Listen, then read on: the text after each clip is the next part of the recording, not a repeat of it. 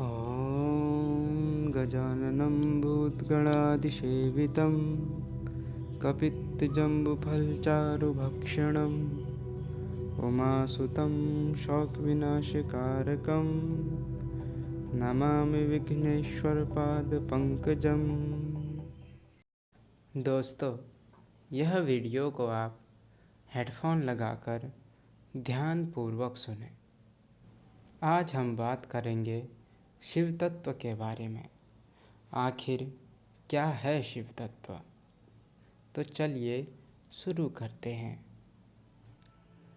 परमात्मा के कई तत्व हैं, जैसे शिव तत्व, विष्णु तत्व, शक्ति तत्व इत्यादि।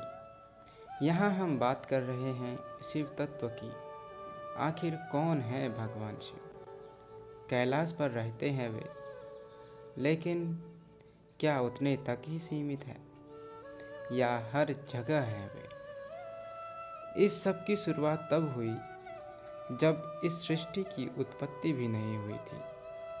महाशून्य था, हर जगह अंधकार था। ऐसे में परमात्मा थे।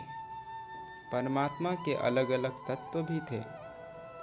परमात्मा ने स्वयं को दो प्रकार का बना लिया, पुरुष तत्व और स्त्री तत्व। पुरुष के कई तत्व थे और प्रकृति के भी तत्व थे। स्त्री अर्थात प्रकृति। पुरुष के कई तत्व थे। पुरुष में शिव तत्व एक खास तत्व है। शिव तत्व और शक्ति तत्व मिलकर पूर्ण कहलाते हैं। शिव का अर्थ होता है कल्याणकारी। यह तत्व निराकार रूप में था। समय अनुसार धीरे धीरे अन्य तत्व भी सक्रिय हुए। शिव ने धीरे धीरे रूप लिया और बन गए एक ज्योति समान निराकार अग्नि स्तंभ, जिसमें से विष्णु तत्व अलग हुए।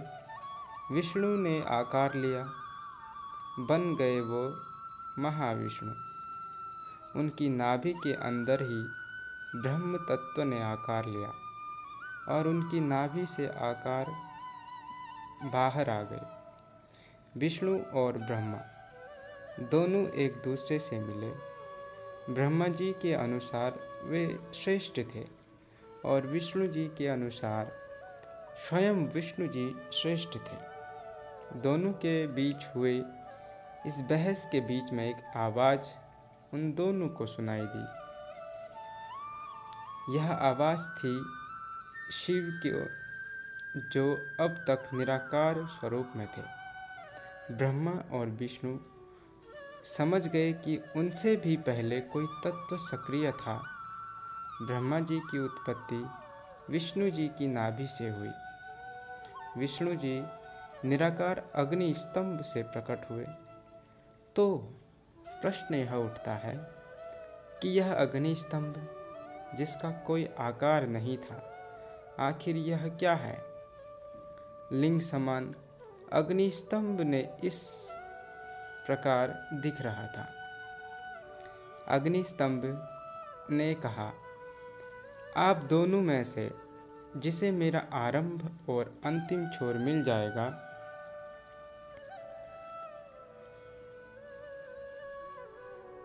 वह श्रेष्ठ माना जाएगा। विष्णु जी और ब्रह्मा जी इस लिंग के अंदर चले गए। ब्रह्मा ऊपर की ओर और विष्णु जी नीचे की ओर। दोनों में से किसी को भी इस स्तंभ का आरंभ नहीं मिल रहा था, क्योंकि यह तो अनंत था। विष्णु भगवान ने मान लिया कि उन्हें अंत नहीं मिल रहा। ब्रह्मा जी ने झूठ कहा कि उन्हें मिल गया और वे स्वयं को श्रेष्ठ बताने लगे। उनमें अहंकार आ गया। इस झूठ को सुनकर लिंग रूपी शिव तत्व को क्रोध आ गया और इस तत्व से साकार रूप धारण कर लिया। लिंग रूपी भगवान शिव अब अपने महासदाशिव रूप को धारण कर चुके थे और कुछ इस तरह ब्रह्मा और विष्णु से कहीं अधिक विशाल रूप दिख रहे थे। महासदाशिव ने अपने विशाल रूप को छोटा करा और सदाशिव कुछ इस तरह से दिखने लग गए। सदाशिव ने ब्रह्मा जी को श्राप दिया कि वे सृष्टि के रचयिता अवश्य होंगे, परंतु कभी मुख्य रूप से पूजे नहीं जाएंगे। सदाशिव ने विष्णु को वरदान दिया कि वे हमेशा हर अवतार में पूजनीय होंगे। ब्रह्मा के क्षमा मांगने पर सदाशिव ने उन्हें क्षमा कर दिया। अब बारी थी सृष्टि की रचना करने की। रचना का कार्य ब्रह्मा जी ने करा। उस ब्रह्मांड के पालनकर्ता विष्णु जी बने। उन्होंने ब्रह्मांड की देखभाल करी, लेकिन ब्रह्मा जी के बनाए गए जी अस्थिरता पैदा हो रही थी। ब्रह्मा जी ने विष्णु जी दोनों परेशान थे। अब संसार को नियंत्रण करने के लिए विनाश आवश्यक था। इसलिए सदाशिव ने स्वयं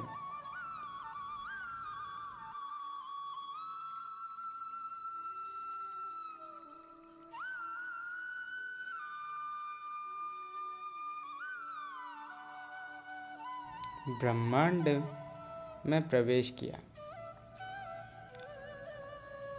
अब सदाशिव बन गए शिव।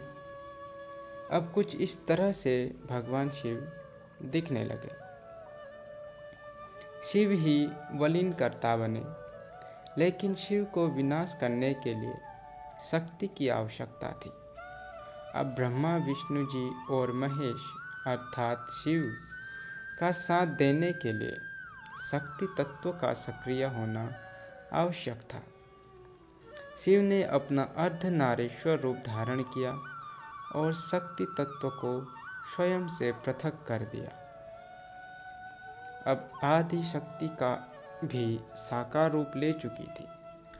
शिव से अलग होकर अब वे अपने आप परमात्मा का साकार रूप बन चुकी थी। ब्रह्मा की आवश्यकता के लिए सहायता के लिए आदि शक्ति ने उन्हें ज्ञान दिया। ज्ञान प्राप्त करके ब्रह्मा जी ने अपनी जीभ से महासरस्वती को प्रकट किया। महासरस्वती सरस्वती बन गई। उनका ब्रह्मा जी से विवाह हुआ। नारायण अर्थात विष्णु जी को भी पालन करने के लिए प्रकृति की सहायता चाहिए थी, तो प्रकृति ने महालक्ष्मी बन नारायण की सहायता करने का निर्णय लिया। तो लक्ष्मी जी ने विष्णु जी से विवाह किया। अब शिव जी ही थे जिन्हें एक साथी की आवश्यकता थी, तो शिव जी की सहायता के लिए स्वयं आदि शक्ति ने उनसे विवाह करने का निर्णय लिया। क्योंकि शक्ति माता शिव जी की ही अर्धांगिनी है, उन्हें बिना शिव अपने आप को सौ मानते हैं।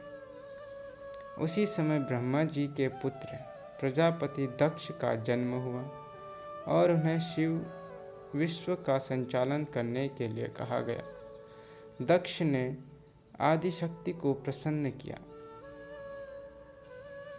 और उनसे पुत्री रूप में जन्म लेने को कहा।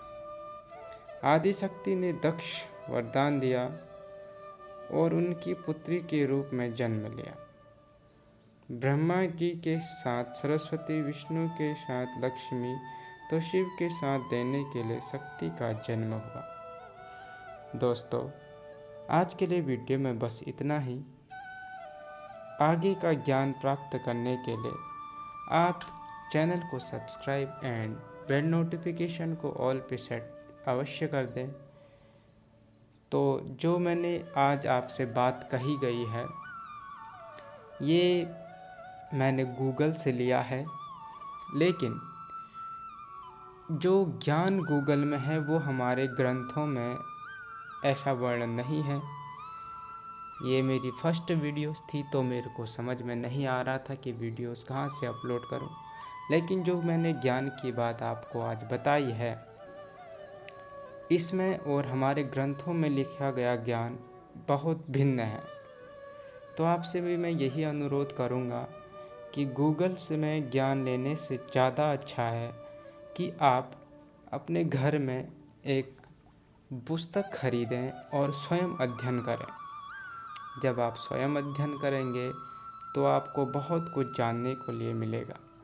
मैंने ये वीडियो बीच में इसलिए रोक दी क्योंकि हमारे वेद ऐसी बात है, हमारे वेदों में या हमारे ग्रंथों में ऐसे उल्लेखन नहीं किया गया है। तो आगे कुछ गूगल में कुछ और ही बता रहे हैं। मैं क्षमा चाहता हूँ आप सभी से। अगली बार से मैं उम्मीद करूँगा आपके लिए अच्छे वीडियोस लेके आने की। आज के लिए बस इतना ही। मिलते हैं नेक्स्ट वीडियो में। उम्मीद करता हूँ आपको वीडियो पसंद आई होगी। मेरा तो सिर्फ एक कार्य है, आप सभी को शिव तत्व के बारे में बताना। अगले वीडियोस में गाइस, जो मैं अपने मन से, जिस तरह से मैं अपने भोलेनाथ को चाहता हूँ, अपने हृदय से जिस तरह से चाहता हूँ, मैं आपको उसी प्रकार बताने की कोशिश करूँगा। गूगल की सहायता मैं बहुत कम करूँगा क्योंकि मेरे मन में प्रश्न है, शब्द तो है लेकिन बोलने का सही तरीका नहीं है। तो उम्मीद करता हूँ आपको वीडियो पसंद आई होगी। मिलते हैं नेक्स्ट वीडियो में।